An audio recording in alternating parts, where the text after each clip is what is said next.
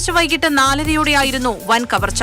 മലപ്പുറം ജില്ലയിലെ ജ്വല്ലറികളിൽ സ്വർണ്ണാഭരണങ്ങൾ നൽകാനായി ബൈക്കിലെത്തിയതാണ് മഹാരാഷ്ട്ര സ്വദേശി മഹേന്ദ്ര സിംഗ് റാവു.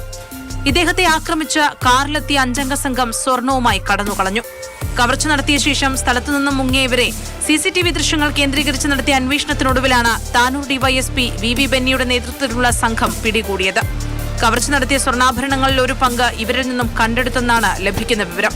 പ്രതികളെ സംബന്ധിച്ച് കൂടുതൽ വിവരങ്ങളൊന്നും പോലീസ് പുറത്തുവിട്ടിട്ടില്ല. മഞ്ചേരിയിൽ സ്വർണം നൽകിയ ശേഷം ബൈക്കിൽ കോട്ടയ്ക്കൽ ഭാഗത്തേക്ക് പോവുകയായിരുന്ന മഹേന്ദ്ര സിംഗ് റാവുവിനെ താനൂരിലേക്ക് വിളിച്ചു വരുത്തിയ ശേഷമാണ് സംഘം കവർച്ച നടത്തിയത്. താനൂരിൽ പുതുതായി തുടങ്ങുന്ന ജ്വല്ലറിയിലേക്ക് സ്വർണം ആവശ്യമുണ്ടെന്നും ഇക്കാര്യം സംസാരിക്കാനുണ്ടെന്നും പറഞ്ഞായിരുന്നു മഹേന്ദ്ര സിംഗ് റാവുവിന്റെ ഫോണിലേക്ക് അജ്ഞാതന്റെ സന്ദേശമെത്തിയത്. ഇയാൾ പറഞ്ഞതനുസരിച്ചാണ് ഒഴൂരിലെ ആളൊഴിഞ്ഞ സ്ഥലത്തെത്തിയത്. കാറിലെത്തിയ സംഘം മഹേന്ദ്ര സിംഗ് റാവുവിനെ മർദ്ദിച്ച ശേഷം സ്വർണം കവർന്ന് കടന്നു. 2 കിലോഗ്രാം സ്വർണവും 43 ഗ്രാം തങ്കവുമാണ് 5-അംഗ സംഘം കവർന്നെടുത്തത്.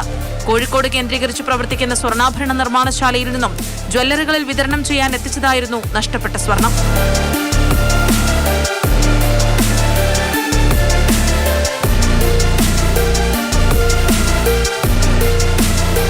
മാതൃഭൂമി ന്യൂസ്, മലപ്പുറം.